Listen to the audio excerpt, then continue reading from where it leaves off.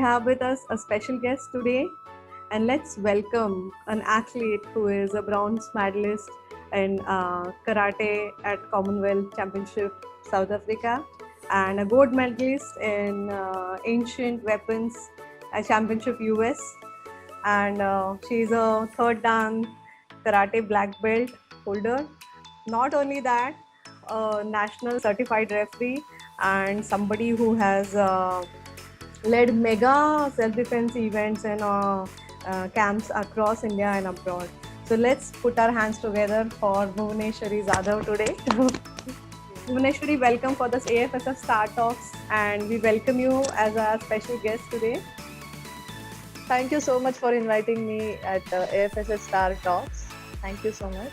First question from me, Bhuvaneshwari, is tell me something about this brilliant big name of yours.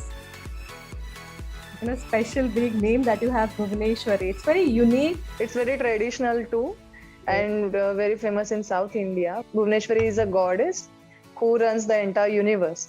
So I guess my mother and my father thought that one day I will be running here and there all over the world, and that's why they gave me name in my childhood itself. So Bhuvaneshwari, it's a lovely name, Bhuvaneshwari. Now, what I understand is that you're a very strong disciple of Param Pujya Swami Govind Giri Ji Maharaj, and namaste and a vandan to him. He's the one who started with the Gita Parivar organization, and he's done a lot of spiritual activities across entire group. I want to know the role of spirituality in your athletics. When you're doing some spiritual rituals, like you might be meditating or you might be doing some rituals and spiritual activities, how does it get you focused on your sport, and what role exactly, or if that would not be there, what would be the difference to your game? हर एक क्षेत्र में हमें spirituality रखनी पड़ती है, क्योंकि जो इंसान स्पिरिचुअल है वो सच्चा भी है। मैं ऐसे नहीं कहती हूँ कि जो स्पिरिचुअल नहीं है वो झूठा हो सकता है, लेकिन जब हम किसी पे भरोसा रखते हैं, जैसे अगर मैं कहूँ कि मैं मेरी गुरुजी पे बहुत ज़्यादा भरोसा रखती हूँ, तो मेरे मन में एक ऐसा रहेगा कि अगर मैं कुछ गलत करूँगी तो वो मुझे डांटेंगे, तो मुझे गलत नहीं करना है, फर्स्ट ऑफ ऑल। सेकेंड, जो भी मेडिटेशन होता है या जप होता है, मैं सुबह शाम, जो मेरी दीक्षा हो चुकी है तो मैं सुबह शाम जप करती हूँ, जिसको हम संध्या भी कहते हैं। तो उससे मेरे जब मैं सुबह उठती हूँ तब मुझे ये ख्याल रहता है कि मेरा जो जीवन है वो मेरे भारत देश के लिए है, तो मैं जो भी करूंगी तो वो सबसे पहले मेरे भारत देश को जाएगा। भले वो मेरी ट्रेनिंग हो, उससे जो मिलने वाला इंटरनेशनल मेडल हो, तो वो सबसे पहले हमारे भारत देश को होगा। जब मैं संध्या काल को संध्या करती हूँ तो मुझे ये याद होता है कि आज दिन भर में मैंने जो भी किया तो वो मेरे भारत देश के लिए था, और मुझे सही सलामत अभी सो जाना चाहिए ताकि सुबह मैं फिर से मेरे देश के लिए कुछ कर सकूं। तीसरी बात, बहुत बार ऐसा होता है, एथलीट्स को बहुत प्रेशर होता है कि हमें अभी इंटरनेशनल जाना है, ट्रेनिंग हुई है नहीं हुई है, वहाँ पे कैसे होने वाला है, कैसे नहीं होने वाला है। Meditation plays a very big role in that, कि हम जब सुबह उठे तब हम मेडिटेट करें, अपने माइंड को शांत करें और आगे हम खेलने जाए। तो अगर ये सारे पार्ट मेरे लाइफ में नहीं होता, अगर मैं मेरे परम पूज्य आचार्य श्री को नहीं मानती या मैं स्पिरिचुअल नहीं होती, तो भी शायद मैं मेरे देश के लिए खेलती, लेकिन मैं उतनी स्टेबल नहीं रह पाती जितनी मैं अभी हूँ या अभी मैं बचपन से रही हूँ। It's very thoughtful and understanding, and I think every athlete needs some spiritual backing at the end of the day when he's doing his sports. At least you think your country is your god and you should worship your country. Absolutely. This is a very nice thing to say, yes, really. You graduated in economics. You did your post-graduation in history. Now you are completing and pursuing your post-graduation in yoga. Now I got a question that when I was in sports, or when anybody, mostly when athletes or any sports person, they have so much of time dedicated to their sports, and it's very, very difficult for somebody to manage the study part and the academics and the sports. How are you managing double post-graduation? It's all about short-term goals and long-term goals. I need to play international is my long-term goal for a year. and short-term goals are my exams are coming. I should study. So I'm not a whole year study girl. I will study before my exams. And because of sports, my memory is so sharp. I can read at once and I can memorize it. So I don't need to learn it again and again and again. So that is what in the morning I train, in the evening I train, and wherever I got the time, I will study. And for exams, I study at night also. So it's all about short-term and long-term goals and how you manage your 24 hours.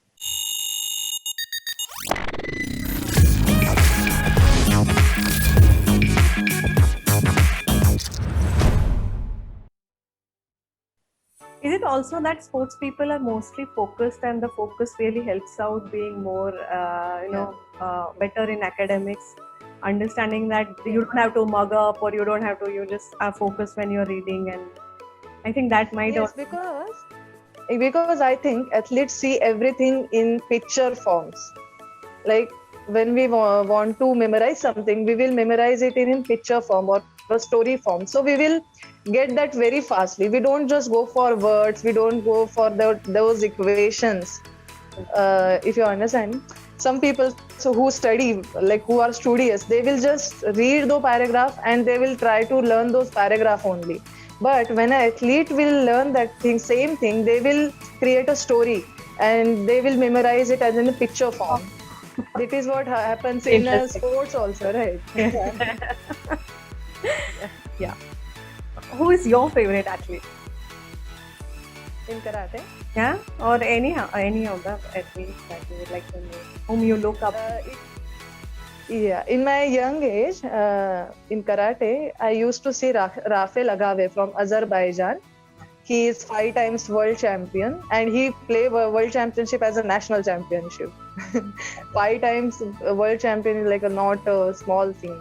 So I used to see him a lot. And in now, if you ask me, I like Angelika Teruluga from Ukraine. She has best kicks because I am also a kick fighter. So I like kick fighters. I saw your videos. And I also commented on them. You have a lovely style because I know a little bit of karate. I can understand and I can tell you that. Yeah, I'm more of a kick fighter. Yes, so. Your kick styles are really nice. I feel that. Thank you. What is the best part of competitions? Preparations. Preparations is the best part. Yeah. They make you more stronger. I like that feeling, that fear, that excitement, that we need to be focused and anxiety. Feeling will be there. Yeah. So a mixture of so many feelings. I like that part of the tournament. I will not say bouts or I will not say medal ceremony also, but the preparation parts are my best part. Okay. How do you manage to practice in this pandemics? Because now outdoors has become a little restricted, and how are you practicing or how are you managing your practice? This pandemic is very difficult. In first, like 2019 March, when the pandemic have started, the lockdown have started, I started training in my home only because Hyderabad, I learn in Hyderabad. There is Indian Academy there. I came back from there and I was doing at home, and I was actually very happy because after I guess 3-4 years I came back to home and I got time to spend with my mother and my brother at home. But when it like vast long इतना बड़ा हो गया, 3, 6, 7, 8 महीने हो गया, अभी भी lockdown चल रहा है, and now I'm very in a bad shape because tournaments नहीं हुआ. No nationals, no internationals, and now Olympic qualifiers are going on. But USA and UK have refused visas for Indian athletes. Okay. So it is very bad. But we are training. We are training at home. We are doing shadow trainings. We are doing physical workouts and all. Let's hope for the best now. What do you tell yourself before any big fight? You have trained very well, Bhuvneshwari Jadhav. Please go and do whatever the best you can do. Okay. What are you preparing for now? What is that you're looking up to now? As an athlete, what are you preparing for now ahead? I'm focusing on Asians right now. In 2022, there are Asian Games and Asian Championship both will be coming.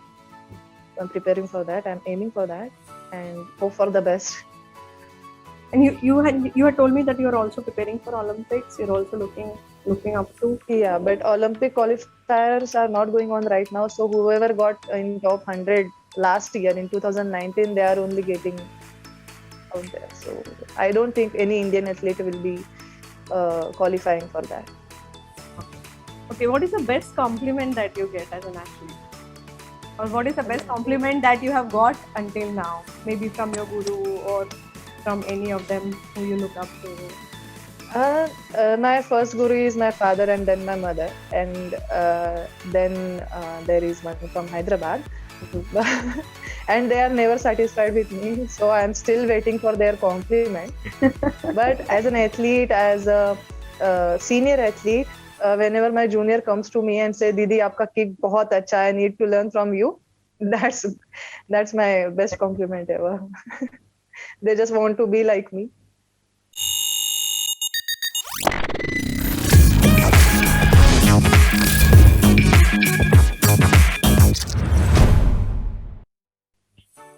Tell us something about the most difficult fight that you must have had.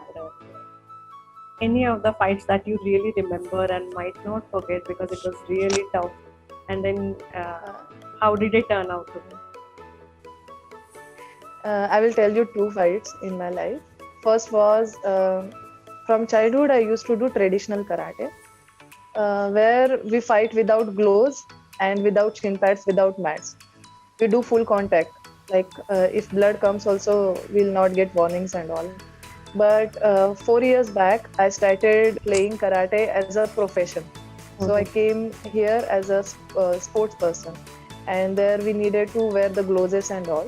So that was my first national championship as a karate sport in Kerala, 2016-17. And before that, I used to think I'm the best in India and no one can defeat me.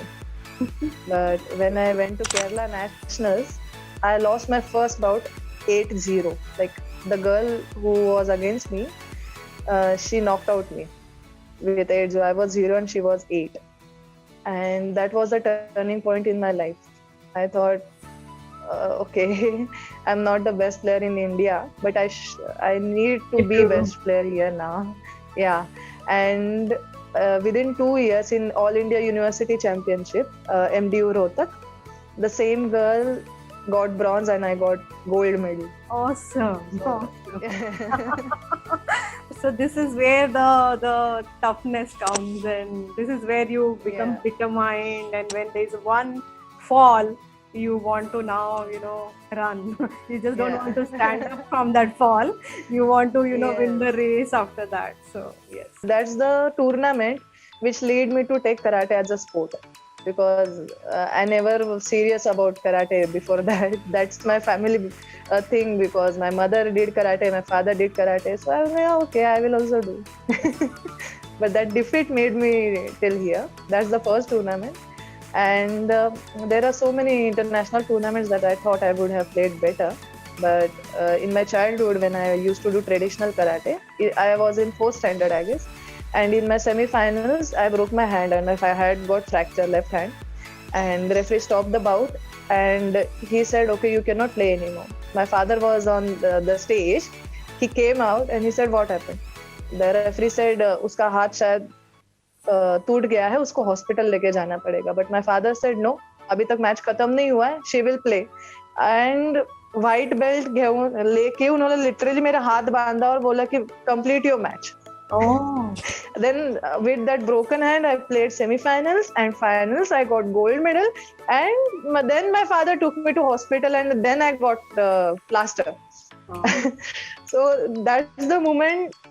वो childhood में whatever my father and my mother taught me, he never gave up. Even my father said me one thing that time, तेरा एक ही हाथ टूटा है ना, अभी एक हाथ और 2 पैर है, दिमाग भी है, दिमाग लगा के खेलना. Awesome. So yeah, these 2 fights. Big learnings, no? You get right. Awesome. Yeah. I also read in your profile that you have won championships in ancient weapons. So tell me something more about it. And what ancient weapons are you expertised in? How did that happen? Yeah. In 1980s, my father went to Kerala uh, and he learned Indian traditional martial art, that is Kalaripayattu. This is also called as mother of all martial arts.